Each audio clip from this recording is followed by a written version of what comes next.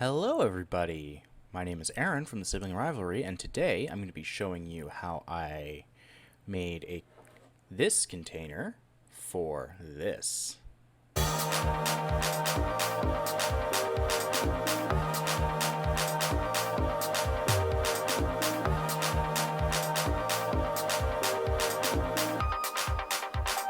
machine that can make copies of almost anything. Alright, welcome back from the intro. So, like I said, we're going to be designing from scratch. Well, I've already designed this particular case. And this is meant to design, this design is meant to be a container for the Lush Naked Lotions.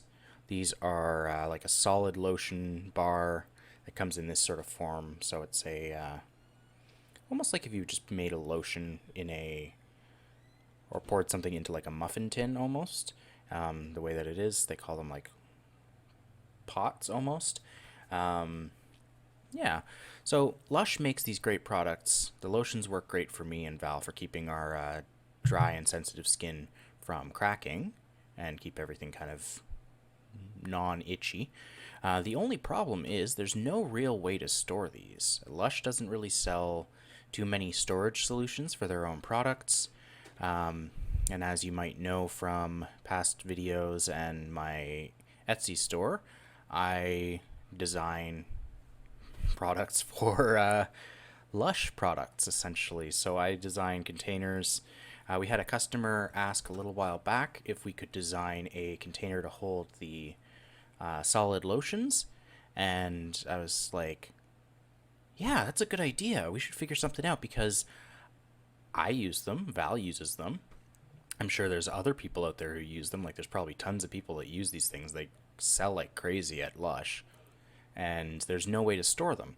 All the storage solutions that Lush has are these little tins, and we make inserts for the tins if you want to check them out on the Etsy store.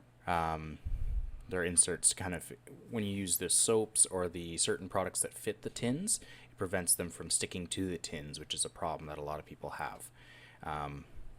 But back on topic, yeah, there's no storage solution for these lotions. So Val and I were like, okay, how do we want this thing to look? What do we want it to do?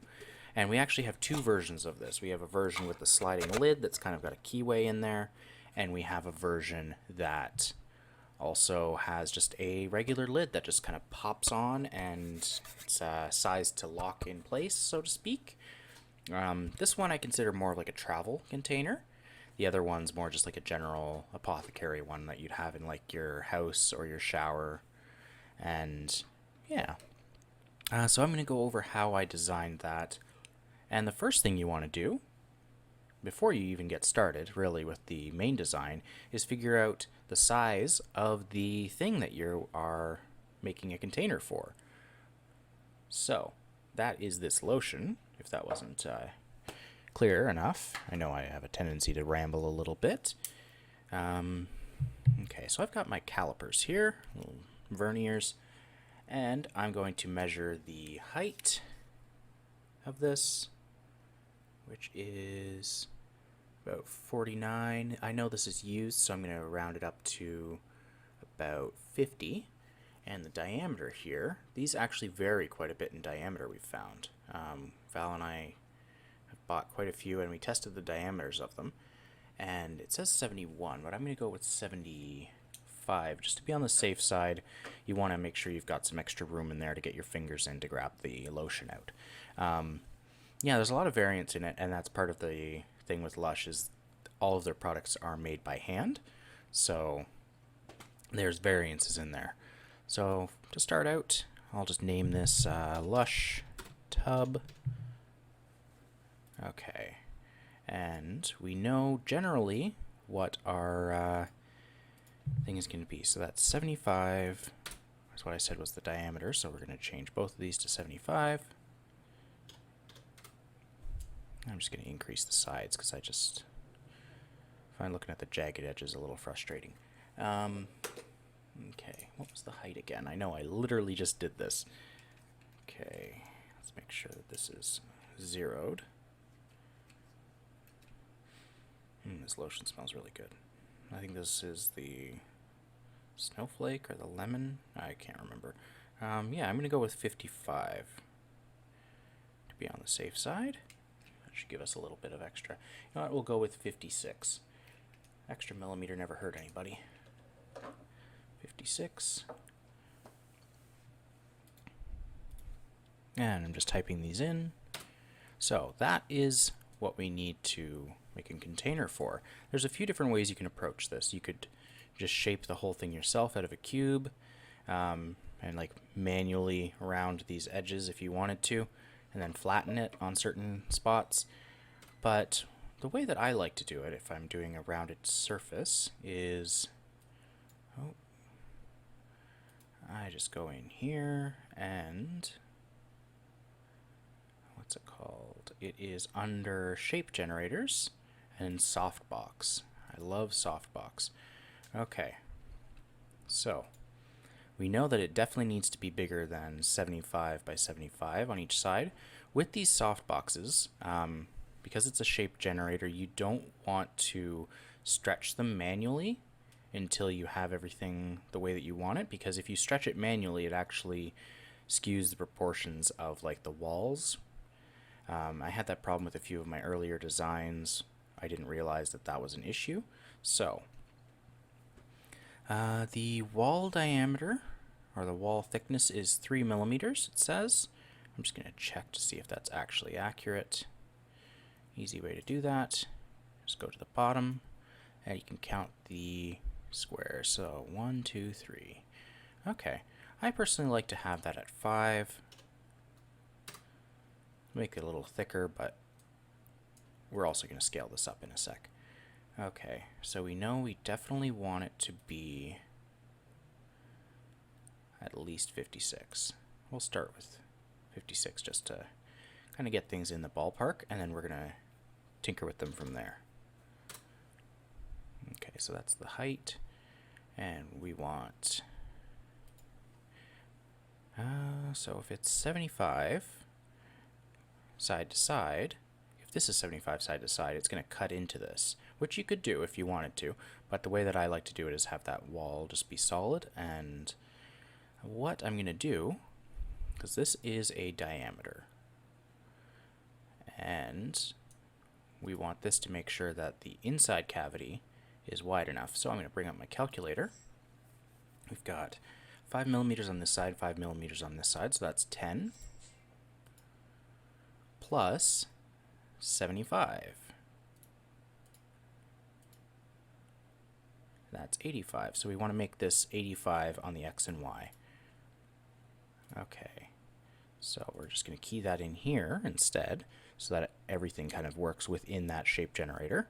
So 85. I'll let that scale. And there we go. All right.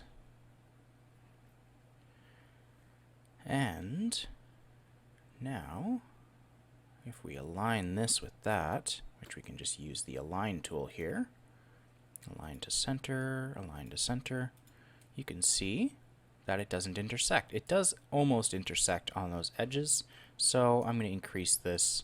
We're just going to go up, round up by 5, so 90.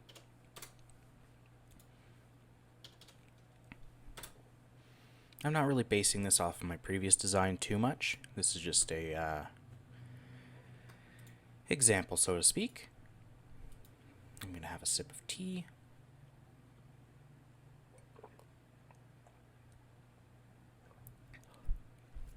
Okay, there we go. So there you can see we've got about 2.5 millimeters on each side, as well as the corners. I'm not going to get into calculus to figure out the area of those corners. I didn't do too great in calculus, to be fair. Okay, I want to increase the outer radius of these, so let's see. Well, we can just scale this manually. Let's make this a little more rounded. Yeah, I'm going to just shave that down to 30. I like nice even numbers. The walls are thick. Okay, so we now have something that if we add a bottom to, it will be just a storage pot or a little box.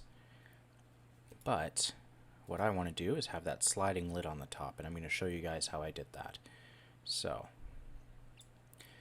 we're going to increase this first by 5 millimeters so that we've got that nice... Wait, no, we actually don't need to do that. I caught myself. Okay, we're going to copy this. So I just did a Control-C, Control-V, and I am going to change the Z dimension to 5 millimeters so that it matches the wall thickness of this. And what we're going to do is just increase the wall thickness so that this creates a plate. Now, we're actually going to want to copy 2 of these plates. One's going to be the lid, and I'll show you what I mean in a sec.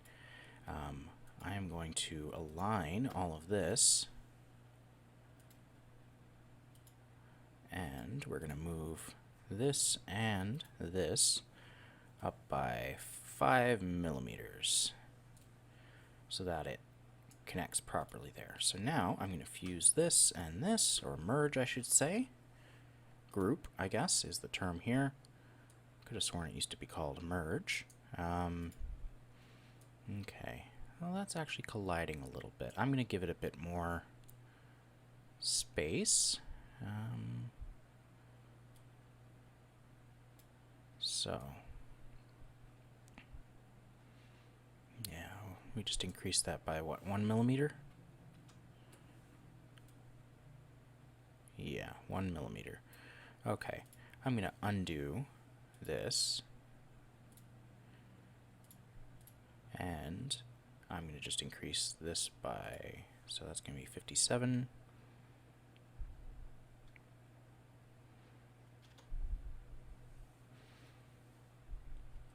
Actually, well, let's just go to a 60. That'll be safe.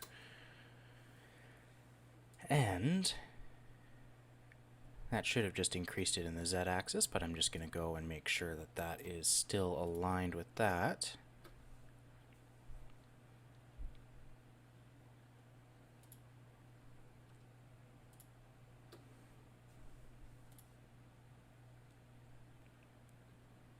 Nope, wrong button.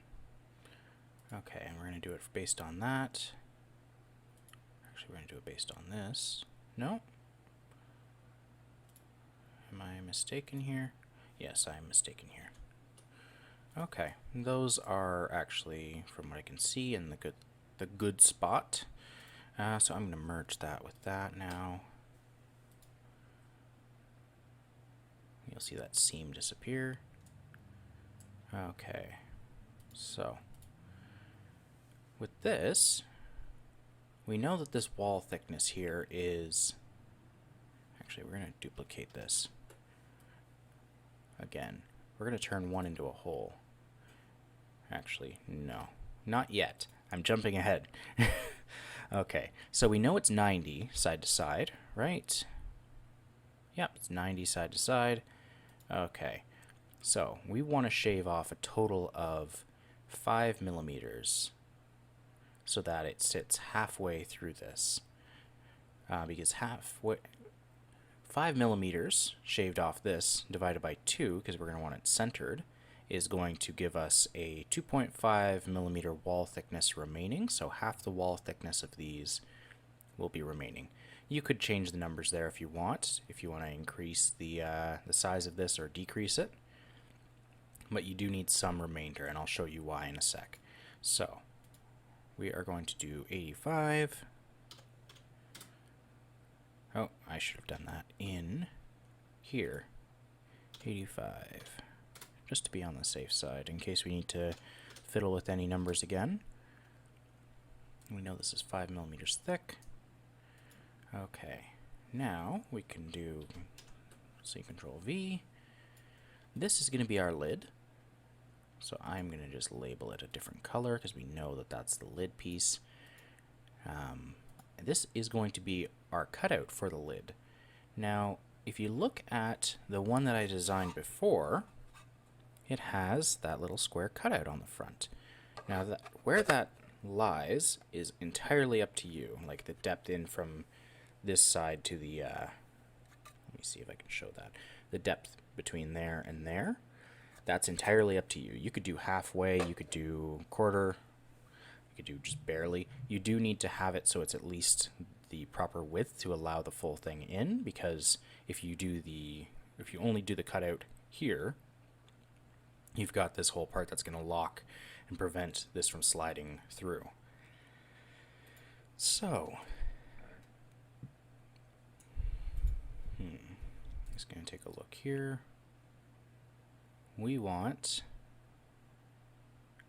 I like having an even amount for the wall thickness. So for this sliding part, it's going to be 2.5 millimeters thick on the side to side, so essentially along here and here.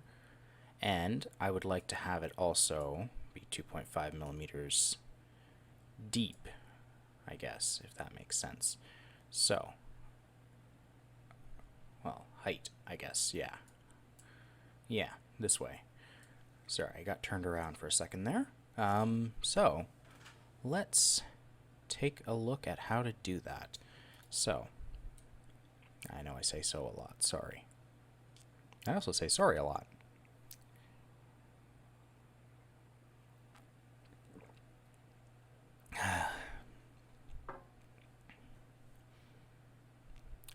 All right. If this is 5 millimeters thick, and we want this to be 2.5 millimeters down, or I guess the gap has to be 5 millimeters thick because this tile is 5 millimeters thick. So we want to increase this by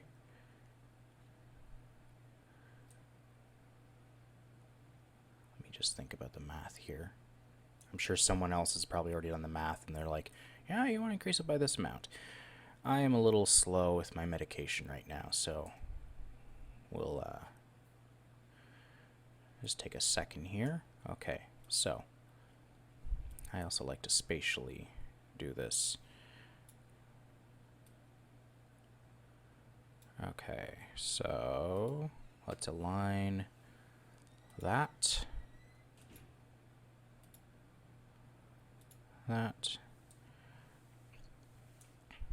Okie doke. So if this needs to be 2.5 millimeters down, or 5 millimeters down, I should say. Oh, 2.5, my bad. We should change this to 0.5 millimeters. There, so that's 3.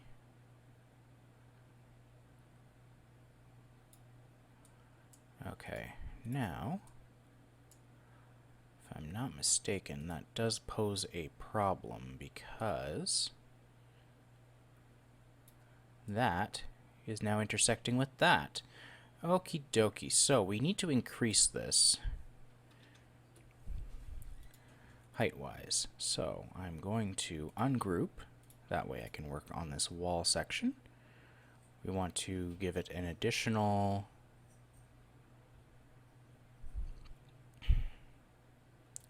depends on the thickness here. Actually, it depends on the height. So if this and that are aligned, so to speak, well, let's see here. Let's align that. Okay.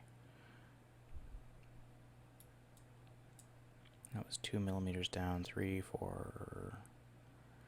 Okay.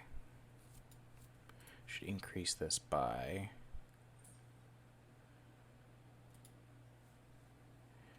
1 millimeter. Oh, 61. Okie doke. Alright, so accounting for that, I know I adjusted this earlier and I probably should have just left it.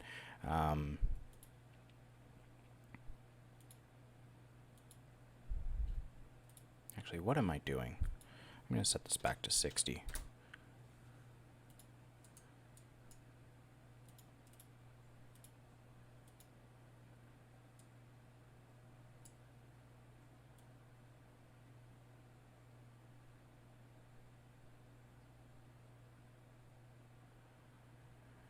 Okay. Yeah, I want a 5mm gap between that, plus another 5mm gap. Okay, so it's currently at 4mm between the top of this and that rim. So I'm going to increase this to 61, just to give it that extra millimeter. So now it's 5mm from the top of this lotion bar. And we're going to add another 5mm to account for the lid. Actually, another 5mm plus half of 5mm, so that is going to be 7.5. Yeah, 7.5. Okay, yeah, I know what I'm doing. Okay, so this is going to be 68.5. Alrighty. There's the height that we want. I'm going to rejoin this and this. Now I am going to take this bit and make sure it's aligned properly with this, and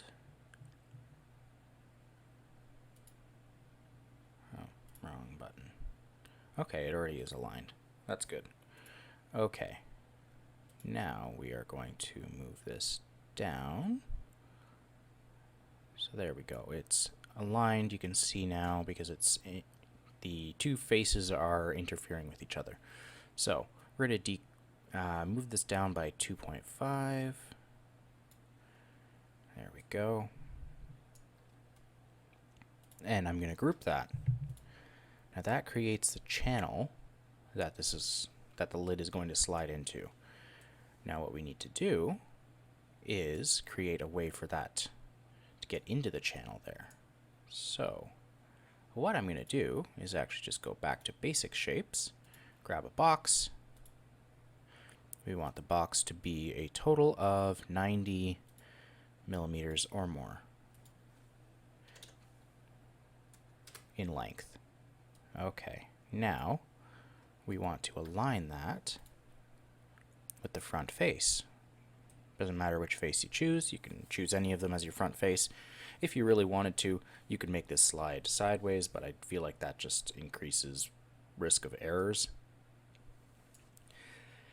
This way of doing like from the front face allows these grooves to work kind of like a track. So now that that is aligned, we can move it up.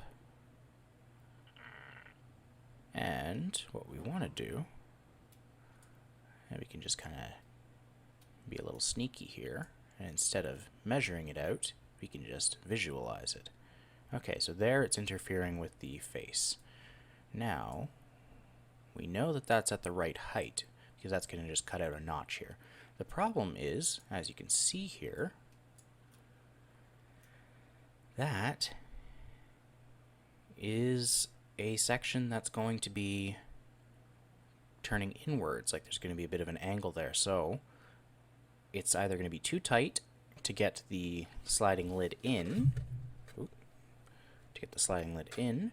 or it is going to lock the sliding lid in, and it's going to turn into a huge pain in the butt whenever you need to do anything. So, alright. We want to move this further towards the back. Now we can actually just be a little smart about this and not actually move it. We just slide it back. And if you want to be super smart, you can look at the steps here. You can kind of see it faintly enough to kind of see where the angle starts to play. And if we do here, that should be more than enough. So that actually turned out to be 32 millimeters. I'm sure if we move this into the exact edge, let's see, 30 millimeters it appears to be 30 millimeters. And I'm sure if we look at this, if we ungroup it, we could actually do some math and see the outer radius is 30. So if you take out a 30 millimeter chunk from the wall in, that removes that curve. So there. Whoever said math wasn't useful, clearly, I don't know, didn't understand math and numbers and stuff. Okay, so we're going to actually just reassemble everything here in order so that things don't get weird.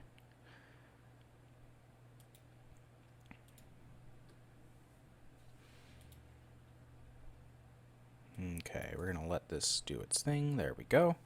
And I just noticed that this is out of alignment with the front, so, and that's probably my fault. We're going to realign it. And then we are going to merge or group or whatever. And there you go. You got yourself a working lotion bottle. And this lid will slide in perfectly here. If you find that it's a little too snug, you can always decrease the Z height here by like a little bit. You could even scale that in your slicer potentially if your slicer allows you to do that, and that will allow you to kind of custom set it for your extrusion width and everything and all your printer settings, and because every printer is different. Even like the most perfectly calibrated printers can all have different effects. So yeah. Hopefully you found this informative. If you did, please give me a thumbs up. I really appreciate that, or a comment down below letting me know what I can improve. I know I wasn't super clear on a few things here, and I'm sorry if that's confused you or frustrated you. Hopefully I was clear enough to get the gist across. And if you have any questions, definitely let me know. I'm more than happy to help you through any design problems that you're encountering. And yeah, if you have any thoughts on future videos or anything like that, feel free to leave us a comment down below. If you are looking forward to more content like this, make sure that you're subscribed and that you've rung the bell so you don't miss out on any of our future content. We're going to have a regular video every day until this quarantine is over or until we die. So, yeah. Yeah. Other than that, stay safe, wash your hands, and happy 3D printing, designing, tinkering, making, building, and living. Bye for now.